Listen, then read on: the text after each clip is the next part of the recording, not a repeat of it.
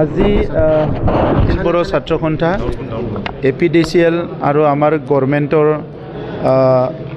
যিখিনি বিষয়া আছে আমি একেলগে আলোচনা কৰিছোঁ আৰু কিছুমান জাতীয় সংগঠনৰ নেতৃবৃন্দ ইয়াত উপস্থিত হৈছিলে। মূলতে যিটো পৰ্বতজৰাৰ যিটো প্ৰকল্পক লৈ পেলাই যিটো পৰিৱেশ হৈ আছে ইয়াৰ ওপৰতে আলোচনা হৈছে আৰু আজি পুনৰ আমি যিখিনি মিটিং হ'ল ইয়াত দেখাইছোঁ যে এই যে প্ৰকল্প ইয়াত যিখিনি কথা আমি বিভিন্ন মিডিয়াৰ জৰিয়তে বিভিন্নজনে কোৱা আমি দেখিবলৈ পাইছোঁ কি আমাৰ মাটিবিলাক লৈ যাব বা কিবা কৰিব, যে আজি পুনৰ আমি এইটো ডিছকাছ কৰিছোঁ যে ইয়াত চাৰ্কল অফিচৰ পৰা প্ৰেজেণ্টেশ্যন ৰখা হৈছে যে কোনো এজন ব্যক্তিৰ 1 বিঘাও মাটি, এইটো বস্তিৰ মাটিয়ে হওক বা খেতিৰ মাটিয়ে হওক, যাৰ নামত আছিলে সেই মাটিবিলাক কোনো কাৰণতে এনক্ৰ'চ কৰা নহ'ব বা এভেকশ্যন কৰা নহ'ব বা সেই মাটিবিলাক লোৱা নহ'ব, এই কথাটো ইনচিয়ৰ কৰা হৈছে। আৰু এই যিটো প্ৰকল্প হ'বলৈ গৈ আছে তাত সব ফালৰ পৰা মানে বায়'ডাইভাৰ্চিটিৰ ফালৰ পৰা, পলিউশ্যন ফালৰ পৰা, এই ইণ্ডাষ্ট্ৰীৰ পজিটিভ আৰু নেগেটিভ যিবিলাক বাই প্ৰডাক্টবিলাক হ'ব, ইয়াৰ ইম্পেক্ট আৰু এফেক্টৰ পৰা সব কথা ডিছকাছ কৰা হৈছে। গতিকে আজিৰ সময়ত সবে অনুভৱ কৰিছে যে আমি দীঘলীয়া এটা সংগ্ৰাম কৰিছোঁ, ইয়াৰ উদ্দেশ্য আছিলে সংঘৰ্ষ আৰু নিৰ্মাণ। আমি এটা সময়ত সংঘৰ্ষ কৰিলোঁ নিজৰ ৰক্ষা কৰাৰ কাৰণে, আমাৰ মাটি বাৰীৰ পৰা আদি কৰি সব সংৰক্ষণ কৰাৰ কাৰণে। আজি আমাক সবকো প্ৰয়োজন হৈছে নিৰ্মাণ, আৰু নিৰ্মাণ হ'ব লাগিলে অৰ্থনৈতিকভাৱে আগুৱাই যাব লাগিব। আৰু বড়োলেণ্ডত আমি দেখিছোঁ যে আমাৰ জন্মৰ পৰা এতিয়ালৈকে তেনেকুৱা কোনো ডাঙৰ এটা ইণ্ডাষ্ট্ৰী অহা আমি দেখিবলৈ পোৱা নাই।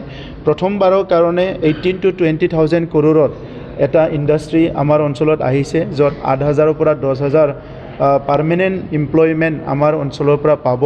সেই ক্ষেত্ৰটো চাই অনাগত সময়ত আমাৰ যুৱ যুৱতীসকল যিসকলে আজি ডিগ্ৰী লৈ আছে, বিভিন্ন টেকনিকেল কোৰ্চবিলাক লৈ আছে, সেইসকলৰ এমপ্লয়মেণ্ট আৰু জব বা তেখেতসকলৰ অনাগত দিনত সংস্থাপনক লৈ পেলাই আমি চিন্তা চৰ্চা কৰা হৈছে। আৰু সেইকাৰণে আমি ইণ্ডাষ্ট্ৰীটো হোৱাটো বিচাৰিছোঁ, কিন্তু not at the cost of কাৰো যাহাতে 1 বিঘাও মাটি বা কোনো গাঁৱৰ ক্ষতি হোৱাকৈ বা কোনো সমাজৰ ক্ষতি হোৱাকৈ এই প্ৰকল্পটো বনোৱাটো আমি কোনোৱে বিচৰা নাই।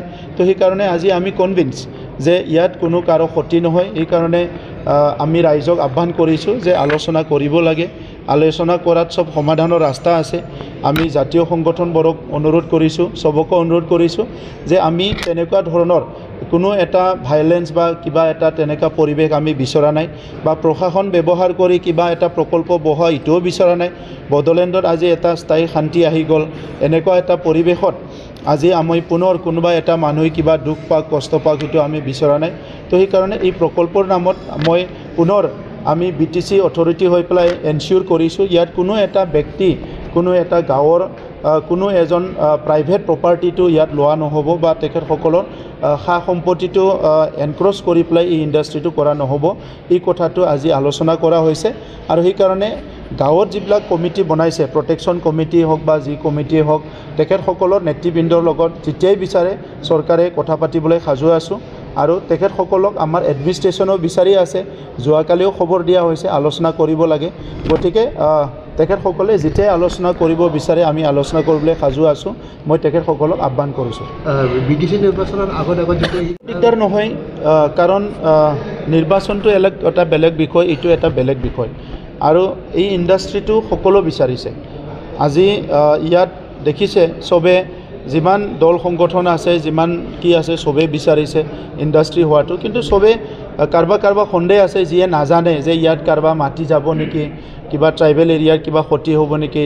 যোনে নাজানে এই কথাখিনি কৈ আছে, যোনে জানে এইটো এই পজিটিভ কথাই কৈ আছে। গতিকে নিৰ্বাচনৰ লগত সেইটো অংক নাই। কোনোবা যদি এইটো লৈ পেলাই নিৰ্বাচনৰ অংক কৰিছে, তেখেতসকলে নিৰ্বাচনৰ সময়ত গম পাব যে নিৰ্বাচনী অংকত এইটো এটাও ভোট প্লাছ নহ'ল, এইটো দেখিবলৈ পাব।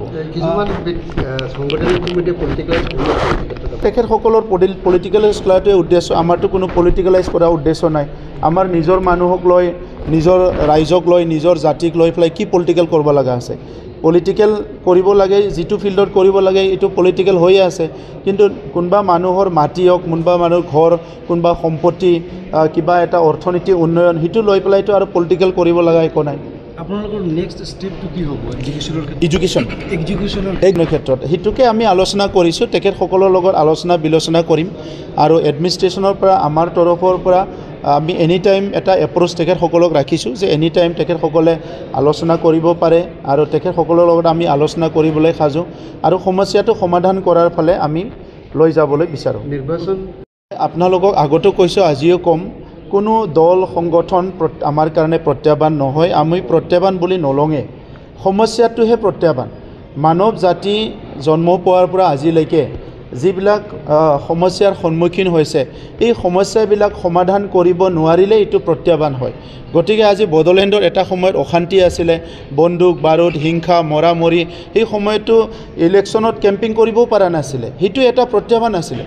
আজি বড়োলেণ্ডত শান্তি ঘূৰি আহিল, গণতান্ত্ৰিক বাতাবৰণ ইমান ধুনীয়া হ'ল, জাতি জনগোষ্ঠীৰ মাজত মৰম স্নেহ বিশ্বাস ঘূৰি আহিল, ইয়াৰ পিছত আৰু কি প্ৰত্যাহ্বান থাকিব? ৰাজনৈতিক দলবিলাকতো ইলেকশ্যন খেলিবই বনাইছে। চ' তেখেতসকলে আমি থাকিলেও নাথাকিলেও, আমি ক'লেও নক'লেও, আমি চেলেঞ্জ হিচাপে ল'লেও নল'লেও ইহঁতেতো ইলেকশ্যন খেলিবই। গতিকে তাৰ মাজতে আমিও কৰিব লাগিব। আমাৰ যিহেতু নিজৰ উদ্দেশ্য আছে, নিজৰ জাতিৰ প্ৰতি, নিজৰ মাটিৰ প্ৰতি, নিজৰ সমাজৰ প্ৰতি, নিজৰ জাতি জনগোষ্ঠী সকলোৰ প্ৰতি আমাৰ যিহেতু মৰম স্নেহ আছে, সেই সকলৰ ৰক্ষণাবেক্ষণ